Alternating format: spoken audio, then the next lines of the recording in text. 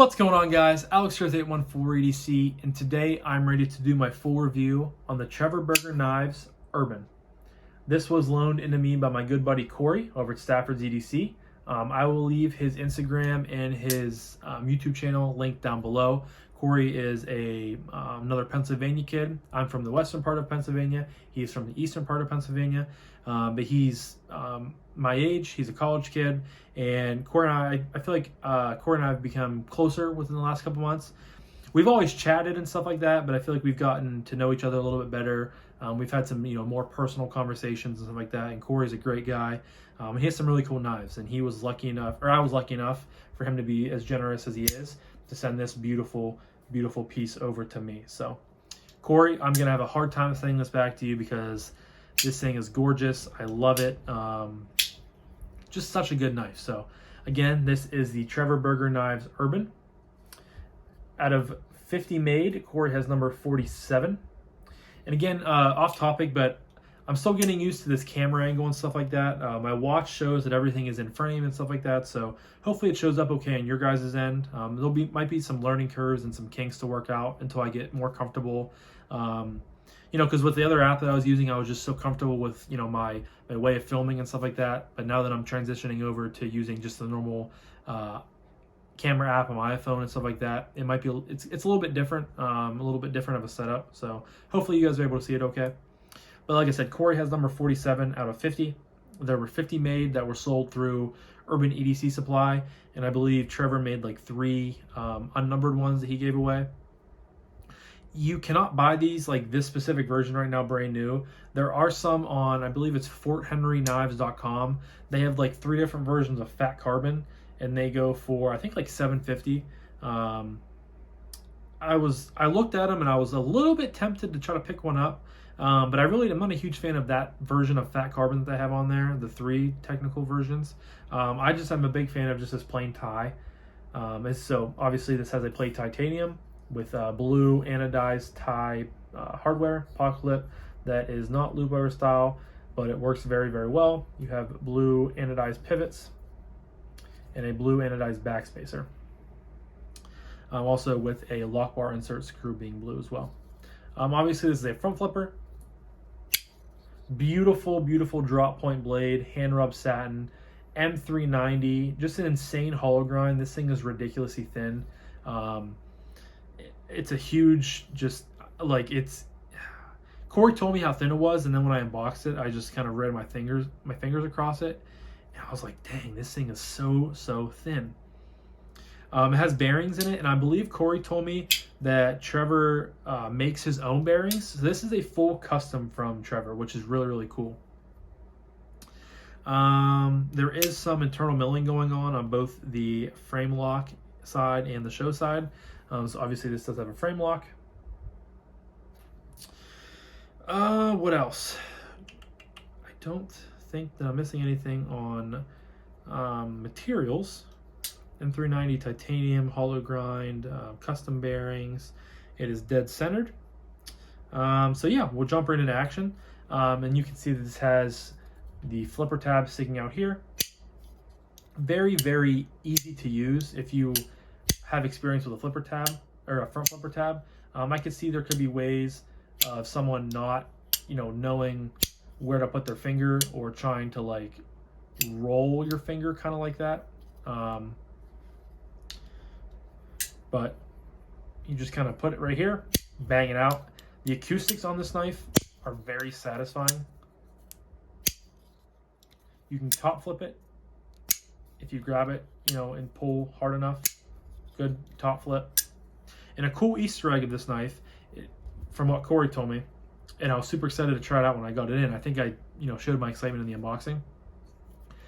You can middle finger flick this knife, which is really cool too. I love it when there's like Easter eggs on knives that don't have a hole, a thumb stud, or a fuller or anything like that to use it for your thumbs or your fingers.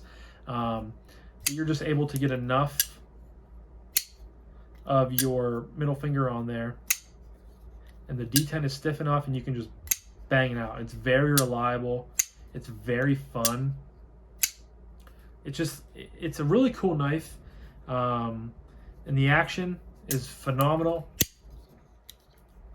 Closing action, drops, hits my nail, shake shut. I mean, it's ridiculously smooth.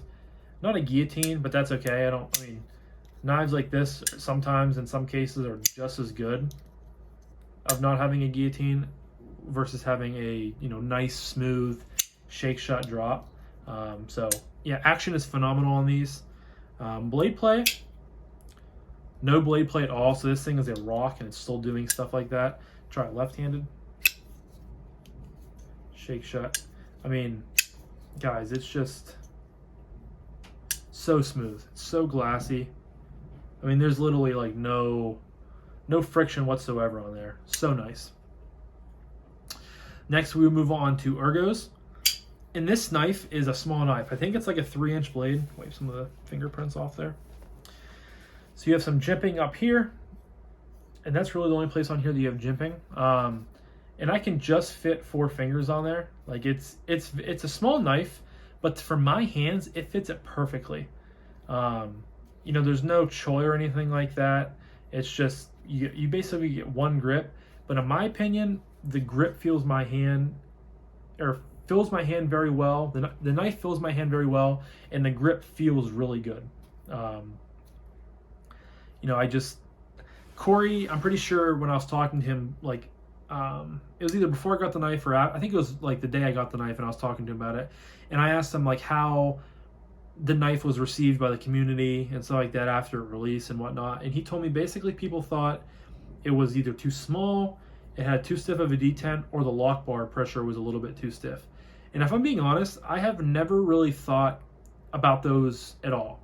Maybe the lock bar pressure, because once it was in my mind, I kind of kept thinking, okay, is that the lock bar pressure, or is it just my mind playing tricks on me because I'm like more actively like looking for that now, if you know what I mean, kind of one of those type of scenarios.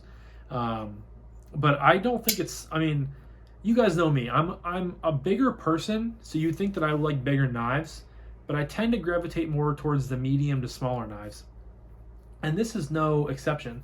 This thing is just really, really nice in the hand. There's not many hot spots at all. The pot clip is very flush to the scale, and it feels super, super good in the hand. To me, this is just like, I mean, it just looks so beautiful. It's super comfortable in the hand. Ergos are very, very good for me on this knife. And again, I'm sure they differ for each and every person, because I'm sure if someone had any size, if their hands were any bigger than mine, they probably wouldn't like it because they would feel like too like squished on here. But if you have my size hands or smaller, you will like how this knife feels in your hand. Excellent, excellent, excellent. So next up is carry. Obviously, this is a small knife. You have a pocket clip that is not loop over style deep carry. It is a milled titanium clip, and it works very, very well. Has some good retention there. You have about this much sticking up out of your pocket, but that's okay with a knife like this. That's very expected. It carries well. This thing is really, really lightweight. There are 1, 2, 3, 4. I think there's 4 milling cutouts on each side. So this thing is very lightweight. The size of it is not big at all. I mean, you guys can see it's a small knife, and it just carries very, very well. This would be a really good 5th pocket carry. I did put it in there once, I think, and carried it for like a couple hours, but it carries well.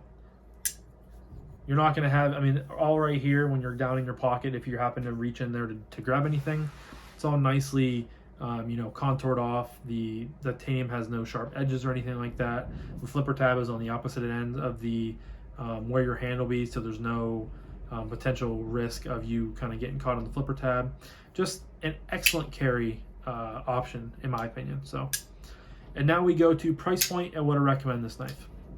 Price point on these were, I believe, $660, and by the time Corey paid for shipping from South Africa, which is where Trevor Burger is from, you're talking $700 for a knife. And I think I said in my unboxing, maybe I did, maybe I didn't. I know I talked to Corey about it, but never in my life have I ever experienced like a high-end knife like this, because I've experienced a few, not very many, but I've experienced like a McNeese Mac 2, PM Mac 2, a Olamic Wayfarer, and a couple other pretty high-end knives. I had never felt the urge to run out and buy one like I did with this. Like, I got this and I literally stood up and I was like, look in my knife case. Okay, I can sell you, and you to get, you know, a certain amount of money, and I can pay the rest in cash. I think it was kind of a honeymoon effect, because I'm not ready to spend $700 on a knife yet. You know, hopefully in the future I can, when I have a real job and a, you know, real income, and I'm not a college student that is, you know, still trying to maneuver the knife world, if you will. Before this one, it's such a good knife. It's so fun to flip. I think it looks just absolutely beautiful. I think it looks just so good. I really, really do. You know, with the hollow grind being so thin, and the hand rub satin looks awesome. I like the blue, the drop point, just the overall like aesthetic of this knife looks phenomenal to me. I love front flippers. The action is good. Like, it's just fun to fidget with. You know, when I had this in pocket, I felt fancy.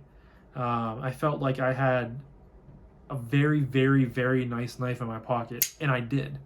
I reached out and I asked Trevor, I think I messaged him on Instagram, and I was chatting with him for a few seconds. And I basically asked him if there was any plans to do a production version of this with Riot, which is what Corey had heard when he, around the same time he got this. And Trevor really didn't answer me. He told me, like, his first responding message was he pointed out the ones that are on Fort Henry Knives or whatever it's called, with the fat carbon for $750. And those weren't the ones that I wanted. And again, I'm not ready to spend that much money on a knife right now, so I wouldn't have pulled the trigger anyway. But I asked again, or I said something about along the lines of, like, I really hope you do a production model, because it'll be at an easier price point and more accessible to people like me that can't afford as easily, you know, $600, $700, $800 knives. And he really didn't answer that. I'm pretty sure he said that he's planning on doing another like custom, you know, model, or a custom run like this, because he said to keep my eye on Instagram. But I really, really hope he decides to go with a production model of this, because at least in my opinion right now, a $350 production version of this would be much more accessible than a $700 custom. Just the way I'm set up right now financially, and to me that would just work. And I think you'd get a lot more people that way, because if it, you know, Riot has awesome tolerances, and I really think that they would do a really good product on this. So I'm really hoping he does that in the future, because if he does, I will 100% be picking one of these up. Maybe, you know, in the future, whenever I have a big person job and I have, you know, a real income, maybe I would go looking for one of these on the secondary.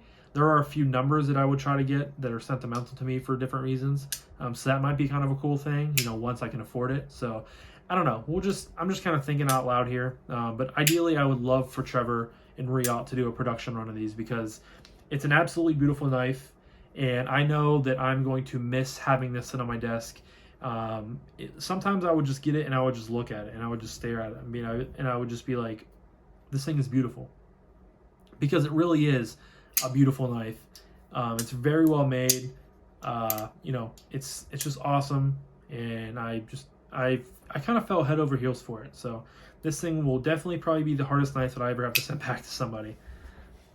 If money grew on trees, I would go and find one right now, but you know, unfortunately it doesn't. And I have other stuff I need to save up for. So, you know, life happens and stuff like that.